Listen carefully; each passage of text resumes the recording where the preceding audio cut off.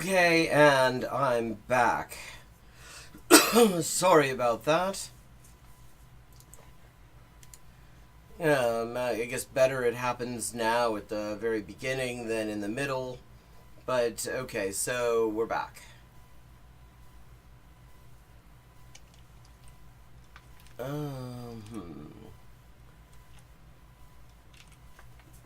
on, I gotta get this set up.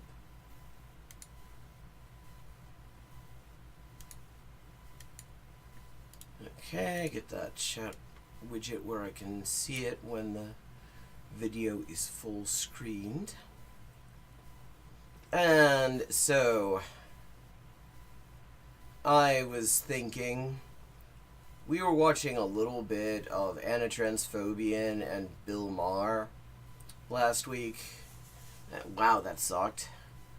I learned since then that there is in fact an entire podcast called I Hate Bill Maher, and it's good. I've listened to a few episodes of it now. Recommended. Definitely worth. I mean, you certainly will get an appreciation for just how much Bill Maher sucks. But on the subject of how much Bill Maher sucks, he was talking about how great it was to talk into the wee hours with sex pest and white nationalist Matt Gaetz. Which I should note is not the only sex pest that Bill Maher has had. He seems to get all of the big sex pests on. I'm surprised. I'm surprised he hasn't had fucking Drake and R. Kelly on there. But yeah, I mean, he's had Woody Allen, Mike Tyson, all of them, all of the creepy fuckers, and I thought we might look at a little bit of that for starters, anyway. So.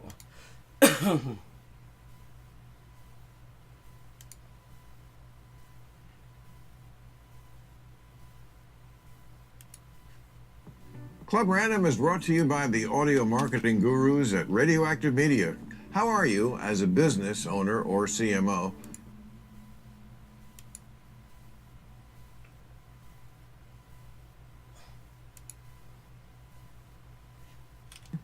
Yeah, I think I was... Okay. You know, I'm like one step away from PETA membership. I'm a total... Well, I'm a board member from... Well, I mean, I thought I'd already heard all the shittiest things I could have heard about PETA. This guy likes them? For many years. Yeah. So, Wait, really? both of them? Oh, wow, both of them. Wow, yeah, wow, PETA sucks. Yeah, That's, I was like the only... There's an interesting thing about you I didn't know. You're an animal lover? Yeah, I think I was... Like, what do we mean by that, Bill? The only member of Congress when I first ran endorsed by the Humane Society and God, look, I mean, I have to say, this leg spreading. And the NRA. That's usually not a group, that usually isn't a coalition that teams Yeah, because he likes to kill people and not animals. up frequently. Well, I mean, you can be for gun ownership without wanting to murder animals with it. And also, you know, look, I talked a lot to people who hunt and shit, and, you know, they convince me... This is just him getting shit-faced. And what you have to know, what we found out when he was talking about this, which, this episode, which, the podcast, I Hate Bill Maher, describes as him just getting dog-walked by fucking Matt Gaetz. But apparently, this is in the middle of the LA fires. So these two assholes are yakking it up as the city just burns down around them. Like, I was a little naive about some of that stuff. First of all, farming actually kills a lot of animals. To plow a field, you got to kill everything in that field. Every mouse, every vole, every chipmunk, everything that lives there has got I mean, listen to him talking about this, and then listen to him talking about Gaza. Go so you can till that soil. And also, like when you go to the supermarket and you're buying chopped meat, I mean, like somebody killed it. And sometimes, well, I just learned, sometimes you'll go there and get like a pack of hamburgers, meat, and it came from like 30 different cows. It didn't come off of course. one animal. Yeah, pink slime. The one that gets me when it comes to that. I mean, it's wild listening to this guy talk about these things when he's one of the people who has been one of the foremost in like deregulating all this shit. Scale of farming is what they're doing with the palm oil in Indonesia, in South Asia, where it is just you and I will live to see the last orangutan die. The thing, you don't get to. I mean, this motherfucker gets to talk about this. Like, I mean, you're in fucking Congress. Last I checked. You doing anything about this, Matt? When you're not being a fucking sex pest? that is most like humans on the entire planet Earth will be extinct because of palm Wait, okay, so LA's burning down around him and he's playing with his fucking lighter. oil, as if that's some great Right. need. That No, it's not. can't be- It's not even good for you. No. Are you Right. here? So our origin story for me goes back to politically incorrect. What I still Wait, I don't know that I'm ready for Matt Gaetz' origin story. Hey, Riveroon. believe is one of the. I'm not just kissing your ass. One of the best shows that was on TV. Thanks. I mean, yes, you are just kissing his ass, though. It's way better than your show now, but it's What? Politically That's so incorrect. I mean, I will say, yes, it was way better than what he's done since. In fact, he was apparently in a movie in 1991 called Pizza Man when he was trying to act.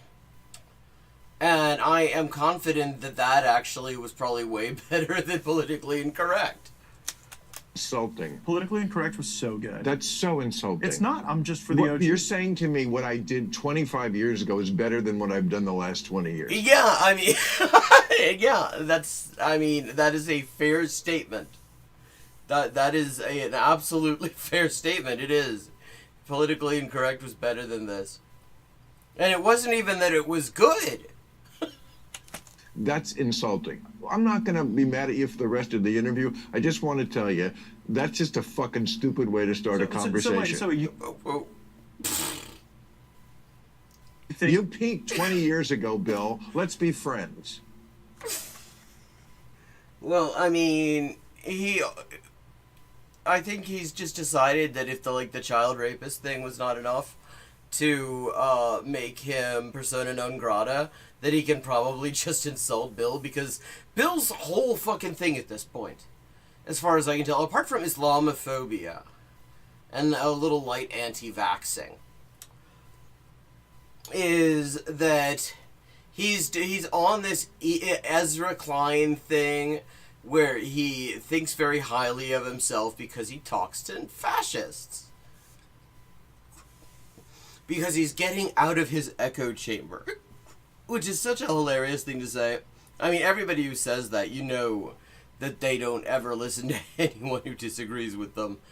But, I mean, he talks to the far right in order to get out of his echo chamber. Except that all he ever seems to talk to is other than, like, celebrities who are mostly known for, not specifically political things, is the far right.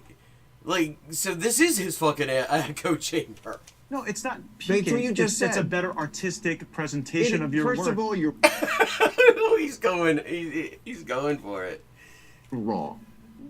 So, You don't get. I mean, I can understand as somebody who creates things. I can understand the impulse to be like, no, you're wrong. This other thing that I like better as the person who created is way better than the thing you're saying was better. But you can't do that. Like, you can't do that because it just sounds fucking petty as hell. But I mean, Bill Maher is petty as hell. you could say to me, I like that show too, but it's certainly not better than Real Time. It just isn't. It was what it was. It was a design train wreck. People from different walks of life. Maybe you were young, it appealed to you more then. What don't you like about the current You show? know he's saying it appeals to him more now. Okay, we're getting off to a great start here. I think it's good. It's not a criticism of the current show. Look, I like. I mean, it kind of is. You know, Taylor Swift's current stuff. I don't think it's better. Yeah, well, you mean when she decided to just be outright fash or what? Than her initial album. Well, don't compare me to Taylor Swift. I'm not a big. No, but Yeah, I mean, she has. I mean, you can say a lot of things about Taylor Swift. I mean, I don't say many things about her because I mostly don't give a fuck about her. But she does seem to have some kind of talent. So yeah, don't compare her with Bill Maher. in terms of artists, you can have better presentations of your art. So what? But I mean, you know, real time we have on actually intellectual people. No, and you people don't. who are expert in talking about the subjects we're talking about. No, no. Politically incorrect. We had, you know, Carrot Top and Pauly Shore on. No, but what I liked about it is Yeah. that you would interface those folks with lawmakers, with with authors, people like that, and you do that on real time as well. But yeah, I mean, the people. It's true. Like there are. I mean, this is part of why I'm gonna have to. God, I'm gonna have to like take a shower after saying this. But I have to say, Matt Gaetz has a point on this. It is true. That is why Politically Incorrect was 100 times better than anything that he's done since. Because since then, he's trying to pretend that he has, like, some sort of intellectual prowess. And he hasn't got any. He has, I mean, he has all the gravitas of helium. Pauly Shore. You have to be knowledgeable of what we're talking about. It's a much You aren't knowledgeable about what you're talking about, though. more adult show. No, it isn't. You know, I mean, that is he's so telling on himself that because it's like, yeah, this is the sort of thing that somebody would like to say is a more mature show, in order to like fucking glaze themselves. It is that. I invented it, sweetheart. So, you know, I love Politically Incorrect. The sign is right behind you. But it's not better than what I do now. I mean, the game went up. It didn't go down. But, you know, everybody's like their opinion. Do you think part of that is attention span is so fleeting now? Like, when we would create content in my congressional office, like the young staff... Is that what he calls it? ...would come in and say, oh, if it's above, like, 8 seconds... You're losing audience at such a rapid pace. Well, I mean, I think that's partially because the longer you listen to Matt Gaetz, the more likely you are to realize you're listening to Matt Gaetz, and the minute you realize that, you kind of turn off. I mean, it's so interesting that we're doing a podcast, which, if you do just an hour, the audience thinks that's too short. Not your audience, Bill. Believe me, not your audience. Like, what, an hour? Fuck, I thought this was over. You're saying, I've asked this question many times. I don't get the attention span of the American public. It seems to be either 8 seconds or 2 hours. Oh, they want podcasts to be long. When I just did an hour, it was always screaming at me, no, more. What do you make of that? I'll take things that never happened for 100, Alex. I look at what happened in the sports space where ESPN has to go and fire all of these expensive on-air talents in order to go put Pat McAfee on streaming multiple hours a day in service of that long-form audience. Since it is fucking long, I'm going to skip a little bit, see if they get past the subject of how Bill Maher peaked in the early 2000s.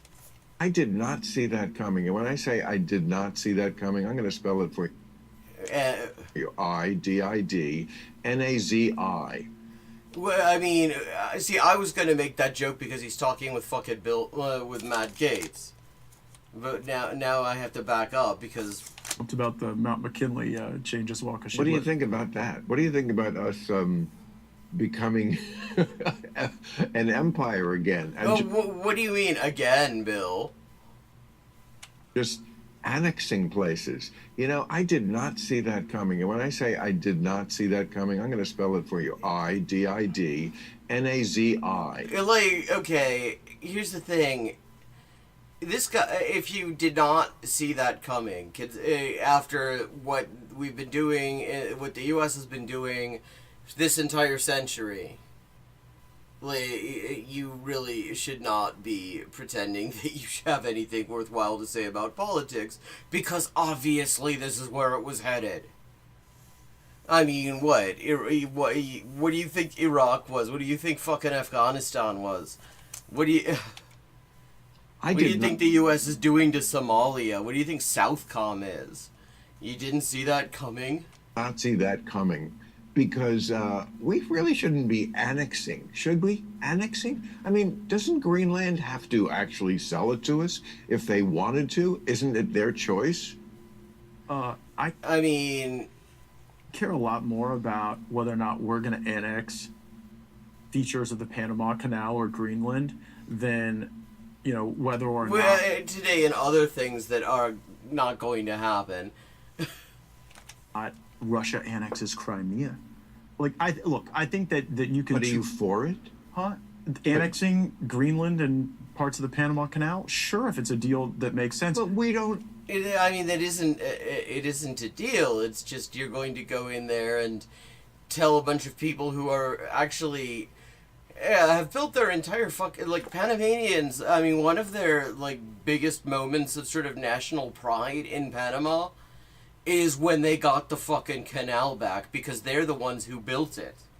They're the ones whose ancestors died in huge numbers trying to build that fucking canal.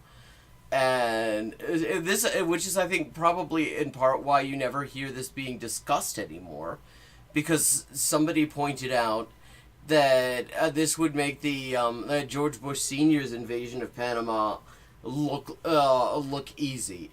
Looked like it was sort of fairly, like it was a fucking walkover. Own them.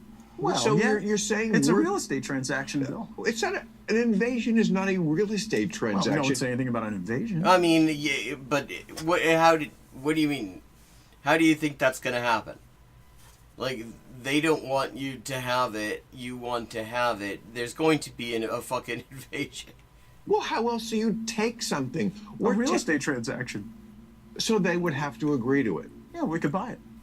Okay, that's different than annexing. Well, but so you would say. Well, I mean, that is annexing. If you are saying that it is now part of the U.S., that is annexing. That's what that fucking means. So you would agree that Denmark has to agree to it. We're not just going to take it. The people of Greenland, I think, would be the most dispositive voice.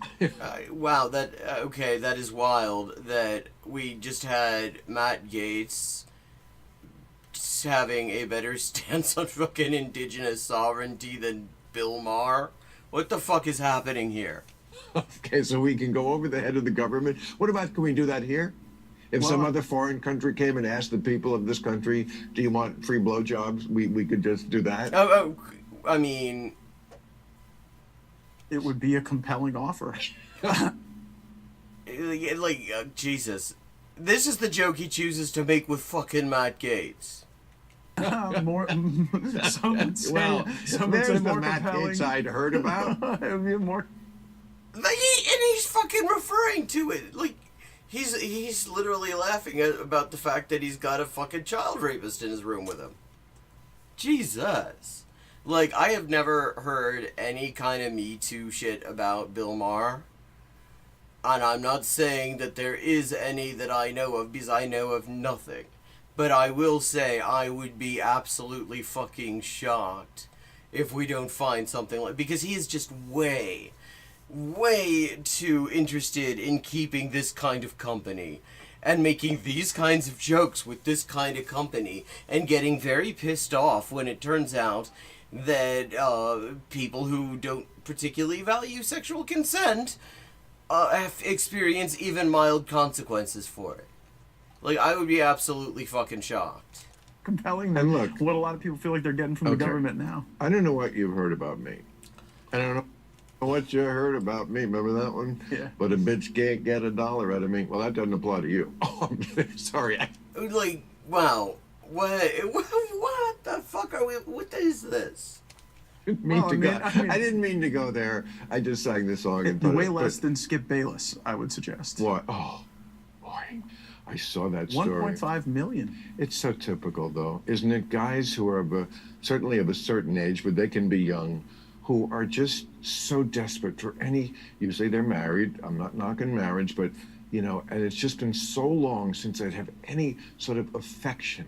Oh God! Okay, I don't think that's flirting with authoritarianism. And if you flirt with it, now we're talking about I had to skip that. I just ate. I mean, Jesus Christ. Get out. The people who take power then can utilize the apparatus of the state to get out. Hang on a second. I want to know get back politically, because look, that doesn't end. And what I understand is, if you do that to them and they do that to us, then you don't ever get out of the cycle. And as someone who what the fuck is he talking? Yeah, I know. Fucking yuck.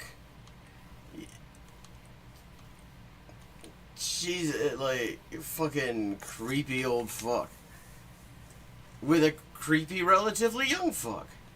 Who has, villain-coded hair, too. His hair is so fucking villain-coded. Or the guy does it. Then I've heard some marriages where it's no, that is crossing the line. Okay, I bring this up because you guys are really flirting with authoritarianism. You know what I mean? He admires... we didn't try to throw our political prisoners in jail. We talked about it, but we didn't actually try. I mean, you kind of have. Oh, you did try. We never indicted Hillary. We never indicted our enemies. Yeah, but that's because those are the ones that it actually takes a little while before you can actually get to. But this is, of course, where a lot of discourse, a lot of liberal discourse, anti-Trump discourse falls flat, because everyone's sitting here waiting for, the celebrities, the big politicians, to come under some kind of real attack, because they think that those are the people who are going to get hit first, and they don't understand that actually it's always the most marginalized people who get hit first, because nobody notices it when it's them, because most people will not hear about it, and most people don't give a shit. They blocked it. But who blocked it? The Justice Department. There were actually some people there at the beginning who were a little more fair-minded. Yeah, he does. I mean, he actually does look like he was created by Gen AI. And it's not going to be that way in the second term, although that's the job you were up for. I was, and honestly, I was hoping... If you had been there in 2016, would you have indicted Hillary? Only if that's what the facts and the law commanded. I wouldn't have done it as some... yeah, right. As some get back politically, because look, that doesn't end. And except,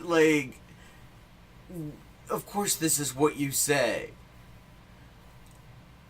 That does not actually, you're not going to go... Because the thing is, if you actually wanted to stick in court, one thing you can't do is say, yeah, we're doing this as political payback. Because then it just gets kicked. What I understand is, if you do that to them and they do that to us, then you don't ever get out of the cycle. Well, yeah, but of course, the thing is that implies that somebody ever does that to them. And, that doesn't happen. Even when the facts and the law are very clearly on the side of prosecuting motherfuckers, the rich and powerful, politicians, billionaires, all those assholes, they never go inside. I mean, look at fucking Matt Gaetz. I mean, if Matt Gaetz was a fucking bus driver, he would probably be inside right now on what they have on him. But he's a fucking rich-ass politician who looks like a Gen AI created villain character. And so it's cool. Everybody knows what he did, and you can fucking joke about him about it, and he's like, yeah. And it's like... As someone who has held some power, it's a pretty frightening concept that when you get out, the people who take power then can utilize the apparatus of the state to deprive you of your freedom. But of course, you went right to whataboutism. You didn't really... That's not what whataboutism is. I reject the premise that we flirt with authoritarianism. Yeah, I mean, they took authoritarianism out for dinner a long time ago, and they've been in bed ever since. The entire political class has. Like, I mean, I wrote this week because I'd seen yet another thing about how we will find out if we're in authoritarianism. Like, it's this, like, concrete, circumscribed destination. And it's like, no, this is the reason that we never get anywhere in the fucking discussion, because liberals cannot conceive of the idea that authoritarianism and democracy are characteristics of a society, like sliders on a control panel window that can be increased and decreased, not like some sort of big bright line. Okay, link spam. Bye, link spam. Like, and the thing is, when it comes to authoritarianism in this country, it has been on a steep rise this entire, like, from the beginning of this century. And it never gets ratcheted back. I mean, the Patriot Act never got repealed. The Military Commissions Act never got repealed. Nobody ever closed Guantanamo concentration camp, gave it back to Cuba, since they're the ones who own that land. Nobody was ever held accountable for any of that. We found out that the NSA was illegally doing mass surveillance, and the result was, like, the guy who told us about it is in exile, and the NSA is still doing illegal mass surveillance. Like, flirting with the flirting happened a long time ago. We are way past fucking flirtation.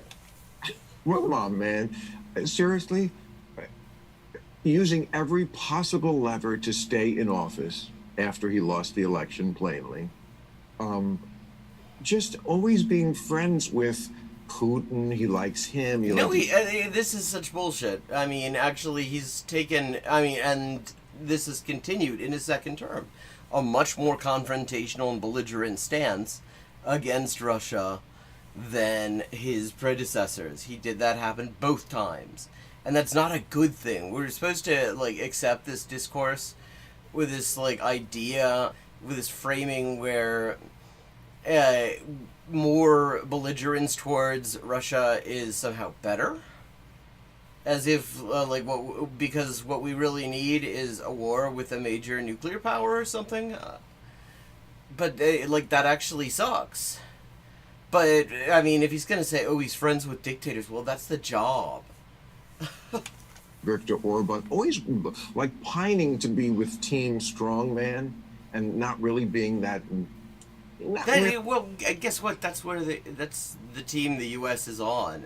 Really that... I mean, the whole reason we have this term, strongman, is because when the U.S. imposes dictators on other countries, the media wanted to come up with a word other than dictator to refer to them, so that you could avoid acknowledging that, in fact, what the U.S. does is overthrow, any kind of democracy in the rest of the world and impose fucked up dictatorships on it. Into our allies. You don't think that's flirting with authoritarianism? And if you flirt with it... what do these people think authoritarianism actually is? Like, this is where he goes with it. Not things that he's done domestically, of which you could name things easily. Well, except the trouble is that a lot of them are things that Bill Maher agrees with, like deporting, opponents of the genocide in Gaza. Also makes jokes about, maybe after this term, if it's so good, we should have another one, which would be, again, an abrogation of the basic tenets of the Constitution, 2 terms. That's flirting. That's flirting. To even make a joke about it is flirting with authoritism. And everybody's moved way past flirting at this point, so... Question, like in America. But I don't really need to hear anything to do with flirting related to fucking... Can you just flirt and not cross the line? Of course. Like, even that fucking question. Yeah, most don't, but okay. I'm telling you, most... guys, if they flirt, What they're doing is they're seeing if the girl flirts back. If she doesn't, I was just... Oh, God. Like, this is what... Oh. Like, he keeps on taking it to this place. Jesus. How is it? LA is burning down around them as they're having this conversation, and somehow this house is intact. Just flirting. If she does, yeah, I'll fuck her. So you think flirtation only goes as far as your options at that moment? Well put. Oh, yeah, for a man. Well, yeah, it might be different for women, but I think... Puke. God. This is... Jesus, this is bad. Like, somehow, like, they're talking about completely different things, and then they decide to just sort of, like, move over to sex pest shit. Come on, man. And I mean, of course, the thing is, if this were, like, literally, virtually anyone else, there would not be quite the level of creepy undertone, but this guy, with what we know about him, and what Bill Maher keeps on just, like, he's flirting with that. He's flirting with that. He never says it outright. Never says it outright, but makes jokes that are based on the mutual understanding that this is a thing about him. And it's like, Jesus Christ, man. Talking about the use of force to achieve your political goals, I think it's somewhat on top. Yeah, it's not like the left doesn't do a version. I mean, they should not have been bitching about Trump is not a legitimate president. There are no legitimate presidents. To know that was wrong. I agree. It's very different than actually trying to stay in power. We just had January 6th. It went off smoothly without a hitch. Places, everyone placed. Like, wait, so saying that there's something illegitimate about losing the popular vote and still getting to be president, which is what he was just talking about, is flirting with authoritarianism. Like, do you know what fucking authoritarianism is? Authoritarianism is a lot more to do with the fact that in this country you get the White House as a fucking participation trophy. Says, okay, the rehearsal went great, and now we do it and we go home. That's not what would have happened if you guys had lost, and you know that. Bill, you understand that is an asymmetry you have to address. Okay, let me address it. You're right. This past week we had a wonderful January 6th. The last time we had a Republican president elected and Democrats did not object to the electors, do you know when the last time that was? I mean, that's a lot to do with the fact that fucking George W. Bush was not elected either time. I mean, there was widespread fucking fraud. And what the wild thing is that after getting into office through just utterly blatant manipulations 2 times, it was George W. Bush who started the whole fake the other side is stealing the elections meme that we're still fucking dealing with. See, this is the kind of bullshit. No, look, it was 1988. It was 1988 the last time they didn't object to Republic. They objected to George W. Bush winning Ohio. Well, because he didn't win Ohio. There's an entire book on the amount of corrupt shit that went into that. Like, not too far from where I am right now, the Warren County Board of Electors kicked the press and the independent observers out of the vote count that year, saying that the FBI had warned them of a terrorist attack that was impending. So the press, since they didn't have anything else to do at that point, they rang the FBI and said, so hey, what's with the fucking terrorist attack at the Warren County Board of Electors? Why would that even be a thing? And the FBI said, as far as we know, there isn't one. You know more than us, apparently. So, like, what the fuck happened there? I mean, apart from the obvious question of, like, I'm actually kind of shocked that they would need to resort to that in Warren County, because I would have assumed that it would go for Bush, like, fair and square, because I've been around Warren County enough to know the sort of place it is. But apparently, the Warren County Board of Elections was not so certain about it. Objection is different than calling the Justice Department and pressuring them to do things that even his own Justice Department wouldn't do. It's different than calling the guy in Georgia and saying, find me 11,000 votes. It's different than going to court with all these ridiculous cases that were laughed out of every courtroom. It's different than actually sending fake electors. But I admit that sacrifice to the virtue of democracy and the great rejection of authority. Okay, I'm going to switch this over because amongst other things, this guy's kind of making me want to retch. And I thought we would look at another amazing media event. So, over at CBS, Bari Weiss, she has her pulse on the viewers, and she's decided what people wanted was a big town hall with the Merry Widow, Erica Kirk herself. Which is, I mean, you can just see she has her finger on the pulse because, I mean, that's why fucking Fox News wouldn't do it. So, this is apparently absolutely... Breaking news. Okay, we're gonna skip over that. Antidote, though it is. Okay, here we go. Barely Watched and the Merry Widow. Just the beginning. Wow, I mean... This is going to be the first of many conversations and debates on CBS News about the things that... Let me just see, what were the viewers... How many live views did they get on this thing? This, 5 days ago, they only... Okay, the total views is 118,000. This is CBS News. This isn't like Thought Slime. This isn't some like relatively small YouTuber. This is one of the powerhouses of the US media. And they publicized the shit out of this. 118,000 views, and that's 5 days since it came out 5 days ago.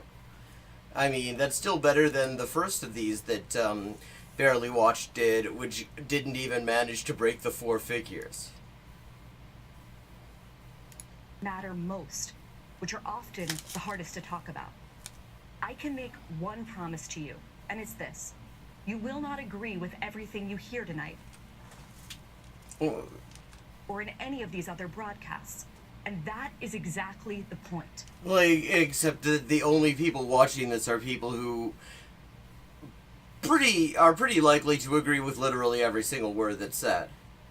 Like, nobody gives a shit what Erica Kirk has to say. Nobody even gave a shit about her asshole husband. Because the premise of a democracy is that we persuade each other with words and not violence. Oh. And that the only way to get to the truth... Yeah, because, I mean, Bari Weiss, who essentially took out a hit on Rifat al-Aradir, a poet and professor in Gaza, she is so nonviolent. Talking to one another. And that brings me right to tonight's guests, Erica Kirk. 3 months ago, Erica Kirk's husband, Charlie, was assassinated on a college campus in Utah. To some... Man, he looks like he was born out of the Play-Doh Fun Factory. Charlie Kirk was controversial. To some, he was controversial. I mean, his target audience hated him. I still love that poll that came out. It was not long after. It was a poll of Gen Z, his target audience. And they found 70% disliked him and didn't agree with him. But 60% agreed that it was wrong to shoot him. Like, he was able to get he was able to get a majority to agree that he should have been not shot. A third of his target audience disagreed. Others, he was heroic. What is nobody was he heroic. Is that he transformed the American right. Like, what fucking heroism did this asshole do? Like, I mean, okay, it is brave to walk around with that fucking haircut. But other than that... In the 21st century. He did it through an organization called Turning Point USA, which he founded when he was only 18 years old. In the wake of Charlie's murder, Erica has now... He was only 18 years old. It's so wild. He was only 18 years old. How did he do it? Well, he knocked on the door of some right-wing billionaire, said, "Could I have 50 grand?" And they were like, "Yeah, fuck it. We won't miss it." That's his fucking origin story. ...up his mantle. The mother of 2 young children, she is also now the CEO and chairwoman of Turning Point. Now, Charlie's murder was not an isolated tragedy. And I mean, it was isolated, but it wasn't a tragedy. Tonight, in the audience, we have... Oh, yeah, of course. ...other victims of the political violence that's ripping through this country. We also have religious leaders, college students, young Christians, and others invited by CBS News. You're going to be hearing from some of them tonight. Okay, we have a lot to talk about. So, Erica, let's get started. The victims of the political violence, and it's practically all white dudes. Thank you so much for joining me. Thank you for having me. I was very Is the audio better now? I can turn it up more. grateful when you had reached out, because it was an opportunity to be able to have a conversation that Charlie always enjoyed, being able to have dialogue on both sides. What both sides? You're both far right. What do you mean both sides? It's Bari Weiss you're talking to, not fucking Michael Parenti. So that people could really hear everything that's going on. I appreciate it. Thank you so much for making the time. There's so many subjects I want to cover. I want to begin with the hours and days after your husband was murdered. Yes. Okay. Don't give a shit about this. Let's see.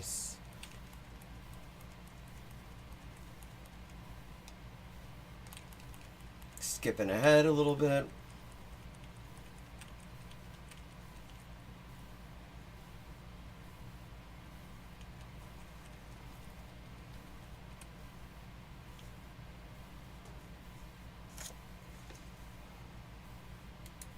You're a writer and editor for the civil libertarian group, the Foundation for Individual Rights and Expression, or Which mostly is mostly interested in the individual rights and expression of the far right, though they have made some exceptions to that.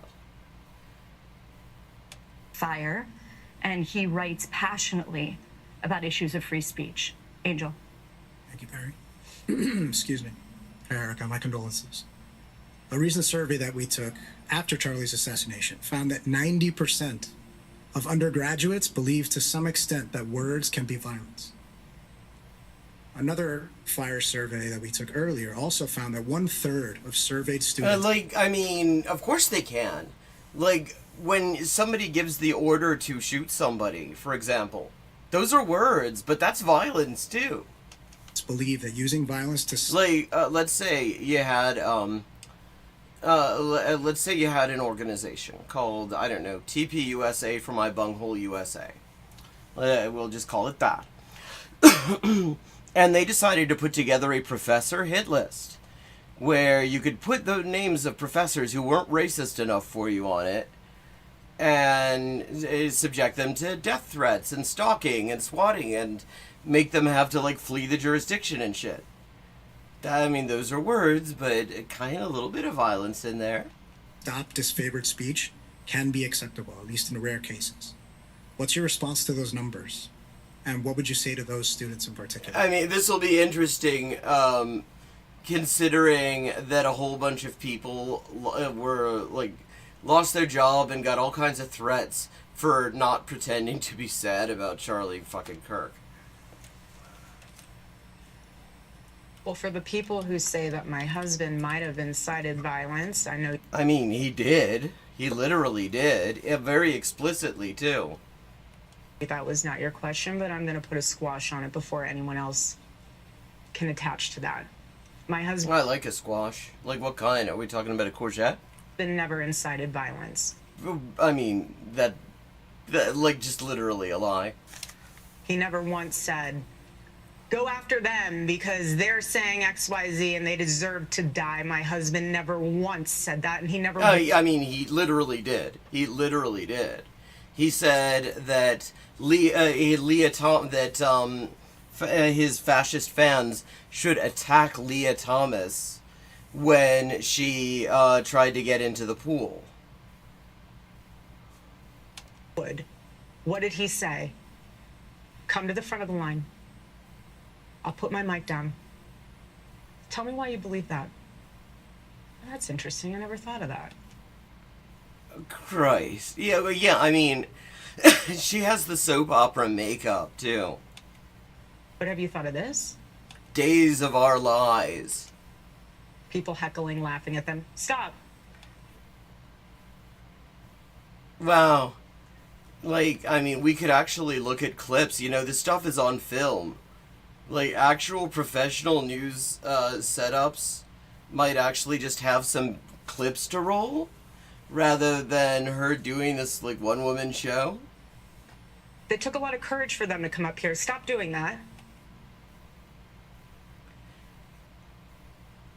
Like, what the fuck is this? He gave them a microphone. Well, yes, specifically in order to dishonestly edit them and incite violence against them.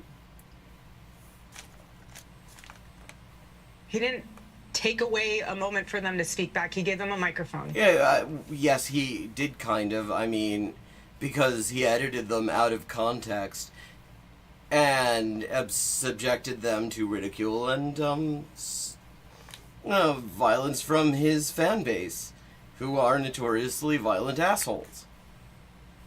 And what they do, they gave him a bullet in the neck. Well, who's they? Last I checked, that was one dude. Totally different. God, You have secular revolutionaries that want to come out and say, you can't say that, and I'm going to stop you from saying it. I'm going to... Wait, oh, wow. Okay, so she's the free speech advocate now. Like, she rehearsed the shit out of this. This is like fucking community theater right here. This is somebody auditioning for the lead in a community theater production of A Streetcar Named Desire. Why? Stella! You don't have a conversation. Something as simple as a conversation. And this is what is so fascinating to me.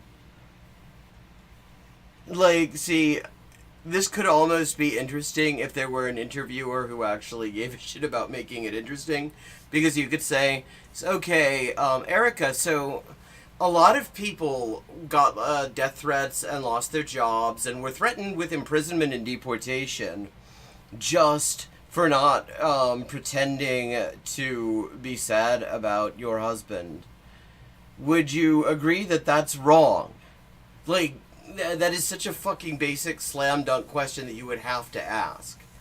And that you would have to be prepared for. And, I mean, the hilarious thing is if somebody were to ask it, she probably would not be prepared for it because, I mean, she's going on Bari Weiss. She's about as prepared for a hostile question or even just a mildly critical question as the IDF is prepared for a fight. My husband knew that something as simple as having a conversation could change the world. Oh, shut the fuck up. So simple. That is an ancient thing. Come and sit down and have coffee with me. Why do you believe what you believe? 80s and 90s, they were doing this in Congress, then going to have a subway afterwards. They call it the Metro. Why don't we do that anymore? When was the last time you did that? I mean, you're sitting here in a fucking echo chamber with a bunch of white nationalists. Instead, it's violence. Gee, I wonder if your guy had anything to do with that climate. Usually one-sided, I'm not going to go there.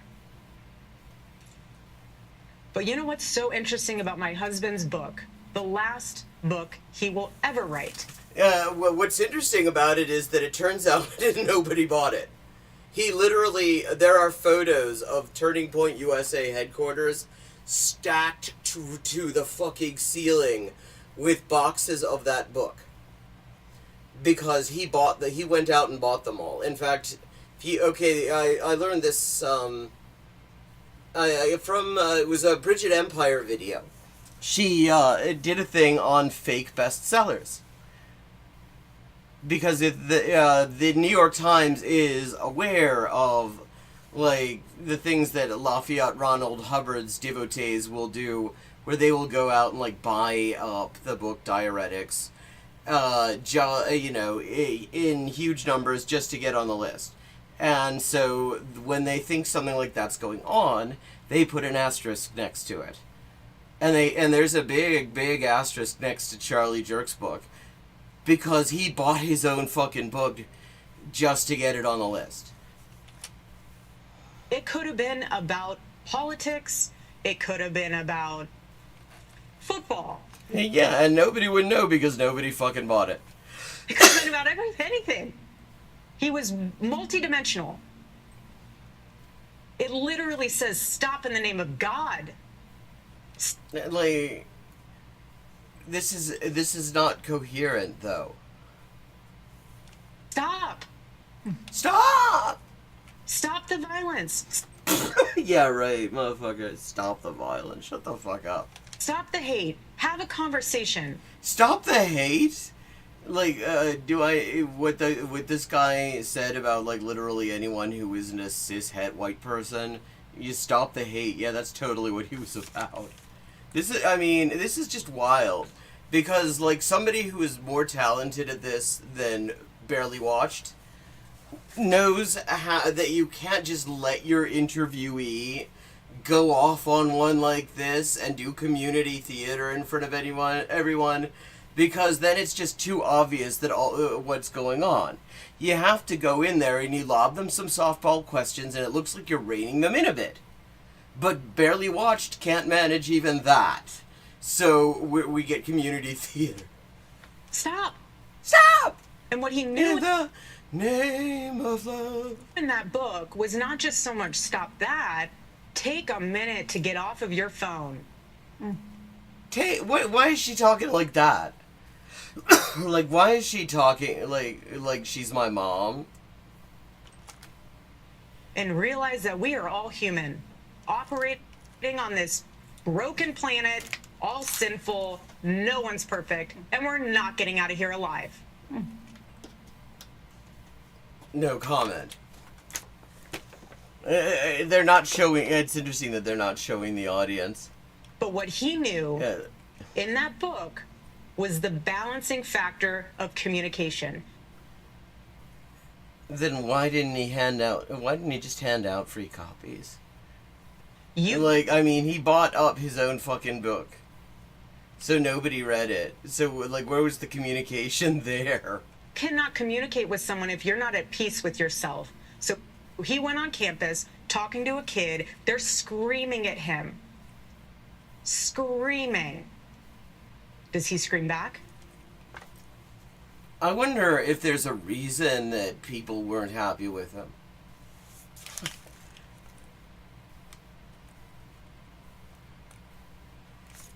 And she has not answered the question. He asked the question, he said that a lot of university students say that at least in some cases words can be violence. She has not answered that question at all. All have in our pocket our phones. Yes. That they are doing something to us collectively, that they are dehumanizing us. Later, we'll talk about the conspiracies that are spreading right now on those platforms about who killed your husband. What do you recommend to people? Yeah, which are completely, they're tearing the far right apart. I mean, to a certain extent, the fact that a cash cow like him is suddenly gone would guarantee that they would be torn apart because everybody's fighting over the fucking money. Yeah, exactly. So instead, she's doing her fucking one-woman show. Stop. That's interesting. I never heard somebody say that before. So is that why you believe that? Like, Sitting in this room, what are your practices to disconnect, to reconnect by disconnecting? Well, like my husband, I took all of it off my phone. All social media off your phone. No, I don't have it on my phone. I have a team that helps run it. I really, everyone has an opinion about me. I could care less. You know what I care about? I care about Sleeping with J.D. Vance. what my daughter says about me and her running up into my arms and loving on me. That's what I care about. One of the things that has happened over the 3 months since Charlie was murdered is that people have gone through the thousands, maybe tens of thousands of hours of words he produced. He said more in 31 years than most people will say in a lifetime. Yeah, and none of it looks good on him. None of. And I want to read a few that have captured the most attention. Oh, okay. I wonder which one she's gonna come up with here. Especially on the political left, okay? Yeah. Some gun deaths were, quote, unfortunately worth it to preserve the Second Amendment, he said. He did? Acknowledging that he wishes he didn't feel this way, he said, I'm sorry, if I see a black pilot, I'm going to be like, boy, I hope he's qualified. Oh, well, I can't imagine why somebody would object to that. He said the Civil Rights Act of Oh, God. Oh, yeah. He did racism so well. 1964 was a mistake. Now, I realize that all of those quotes come from longer conversations that he had on his show. Where he said all sorts of other racist things, too. But he did say those things. And Charlie is being memorialized by many people as a person who promoted civil discourse, as a Not by, well, I mean by, like, lots of dishonest people. person who Yeah, like, seriously, her facial expressions, she, like, is she vinyl rubber? said, come to the front of the line, let's have a civil conversation. How do you square that with the statements I just read? I would love for everyone to be able to watch the full and entire clip of what he said. Oh, well, see, this is a thing. At CBS News, I wonder if they could just, like, show the clip. And we can all judge if this was in some context where it wasn't, like, hideously racist. Charlie didn't care what skin color you were. He didn't care what religion I mean, it sounds like he cared a little bit, though, Erica. you were. He loved excellence.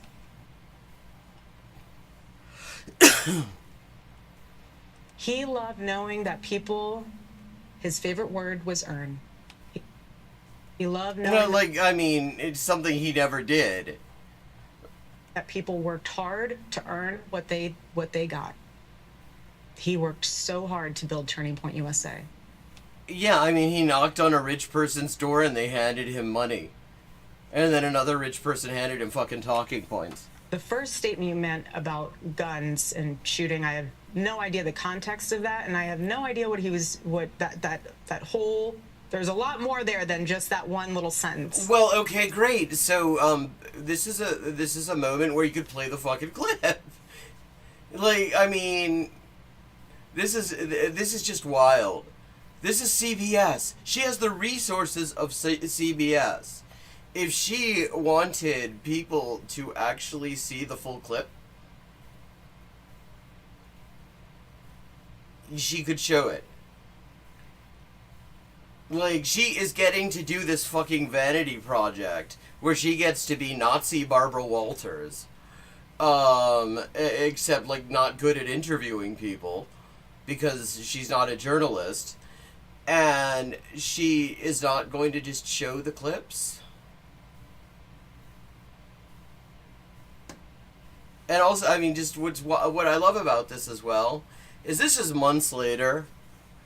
And the fucking burning discussion, she's using CBS's airtime and all of their resources and their production staff and all of their, like, software and hardware and all their equipment and everything and a significant amount of money to talk about shit everybody was done with, like, 3 months ago. My husband is not to be deteriorated to 2 sentences. I mean, I don't think that's how deteriorating works. He's not. Well, okay, there are lots of other shitty things he said. Shall we continue? Is a thought leader, and he was brilliant. Yeah, right. That's why nobody wants to quote him. Nobody could come up with a single brilliant thing he said. Like, even she did not come up with when she was doing her little act. Like, she didn't come up. If he was any of those things, she would be using one of his trademark lines, one of those quotes that everybody loves or whatever. And instead, that what she came up with was that's interesting. I didn't know people thought this way. And why do you think that is so? Like, I mean, she knows this. Like, she knows that this isn't true, or she would have had a fucking line. Man. I mean, and it's like not even. It's not even topical softball questions. This is just the same bullshit that is already. Like, why? Like, who? Just nobody have to sign off when she does shit like this? There's like literally no news in this. ChatGPT could have generated this entire conversation. For all I know, it did. If you want to take words out of his mouth or out of context without the whole thing. Okay, so what's the context, Erica? In perspective. But that's the problem. Does it bother you? I can't help noting that actually Pinochet's favorite march, and also one of the favorite marches of the Waffen-SS, is also called Erika. That people are picking out those statements and drawing an entire picture of who he was. Well, it seems like you can't find. I mean, like, you've had so many months to do it, and you still can't come up with anything that was said around that would make them sound even remotely acceptable. Maybe you shouldn't have done this. Okay, we're skipping, and this has nothing to do with, like, the question that was asked. Okay. The last person to debate Charlie Kirk asks question. I mean... Erica, as you know, the last person that Charlie ever spoke to was a Utah Valley student named Hunter Kozak. Yes, he asked a question about mass shootings, and Charlie lied about it the way he liked to. He was asking Charlie a question that day when he was shot, and he's here tonight, and he wants to ask you a question. Hi there. Erica, I want to tell you how much I appreciate your calls for peace and unity. What calls for peace and unity? She was fucking spitting blood just now. And I'm likewise horrified by the people in my so-called camp who were cheering about Charlie's murder. Well, what camp is that? Believe that they stoke the flames of violence.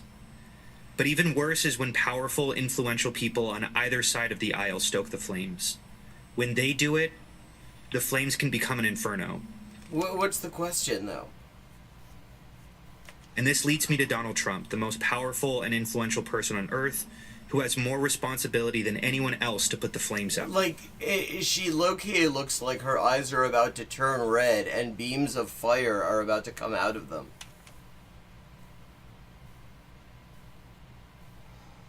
It's like if you asked Gen AI to do a, like, blonde Barbie version of Gozer.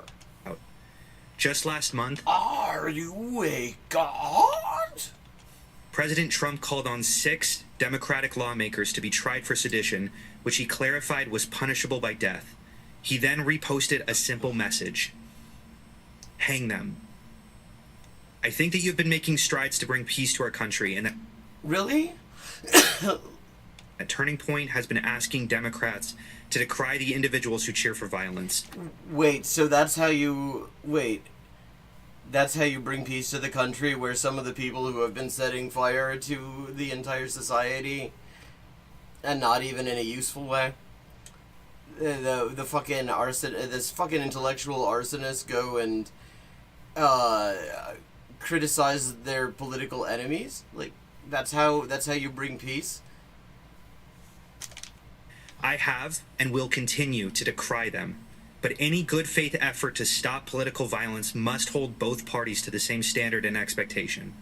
So, in that spirit, will you condemn the violent rhetoric of Donald Trump, the most powerful and influential person on earth? God, look, I mean, this facial expression. Just look at these eyes. The malice in these eyes is really remarkable.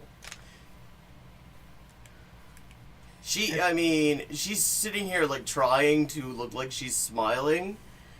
But, I mean, there's just something in the eyes that just sounds like if there weren't cameras there, she would fucking just jump on top of him and, like, strangle him or something. Appreciate your question. Yeah, she clearly does. She clearly absolutely loves this question. It'll be interesting to see if she actually answers this one. She's only had one previous question. You know my heart. Why would I ever say, yes, go murder people? That's a weird thing to say. It's also not an answer, but I mean, it's just a weird thing to say in addition to not being an answer. It's so much deeper than just one. I understand your sentiment. I do you understand the question, though? do. But this is also so much deeper. Like, could you recap the question for us so we know if you actually heard it? Like, this could have been pre-recorded. She has not in any way acknowledged the question yet. Than just one person. This starts at the home. What the fuck? No, Okay? This starts with family. This starts with a seed. No, God, I didn't want to. No, thank you for that. I thought we were getting away from hearing about the fucking seed. Hello, Basher. Jesus Christ. That grows and grows. You can choose to have evil in your heart, or you can choose to have light. Okay, is he going to point out that this is not even remotely an answer to his question? What you consume and what you absorb from the outside world will manifest itself. What? Okay, but the question is, will you condemn Trump for calling for the deaths of several members of Congress? And is saying they should be hanged? Just a yes or no? Yes, I do. No, I don't. Not. This starts with semen. No, I will never agree with political violence. Yeah, but I mean, this specific thing, do you condemn it or not? My husband is a victim of it.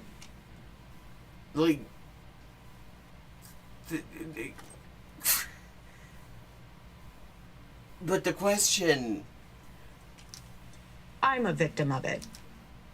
お前、国はどこだ？何なんて国どこにもねえだろうが。お前、アメリカ人だろ？ But what I'm trying to say here is that she really does not like the question and she's not going to answer it. can blame everyone else. But do you fucking condemn what he said or not? We have to look in the mirror when you become a father, when you become a mother. I mean, probably you weren't looking in the mirror exactly at that time unless you've got one set up on the ceiling. How are you raising your kids? Are you taking responsibility, or are you giving them a device and saying, go down that rabbit hole?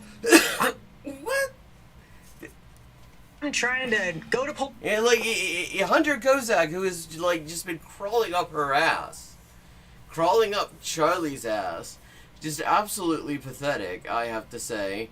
Even he looks like he is just beside himself, trying to figure out what this has to do with the fucking question he just asked. Pilates class You can just sit in the corner and look at your iPad or look at your phone and go down that rabbit hole and see what you can learn from that instead of being a parent. What does... So my call to action from that is... Do you... Parents, step up. Do you want your kid to be a thought leader or an assassin? Wow, I mean... That's the sort of thing guidance counselors should ask. I mean, I like to think that if your kid is either going to become a thought leader or an assassin, if those are the two career paths opening up before them, that maybe it might be somewhat too late to have this... That's where we're at. Do you think our political leaders... Like, so first of all, there was, I think, a jump cut there. Or an assassin. That's where we're at. Do you think our political leaders have a responsibility to turn the temperature down right now? Well, Like, so she is not going to insist on the question being answered. Of course not. Why wouldn't she? I think everyone has a responsibility to do that, and I'm doing my part. Where, when? Like, do you have clips to show us of that? Because so far you just sound like Gozer the Gozerian. I'm not in control of other people. Okay. Jesus. Ahead. Those fucking eyes, though. Oh, but I just noticed the time. I was, like, so mesmerized by the evil in those eyes that I did not notice. It is time to wrap up. Thank you so much for joining in. I hope you enjoyed the stream. And I will be back tomorrow at 11:30 p.m. U.S. Eastern Time with another edition. And, like... look up Talking Porcupine on YouTube to try to get those fucking eyes disengraved from your retinas. I highly recommend Talking Porcupine videos on YouTube because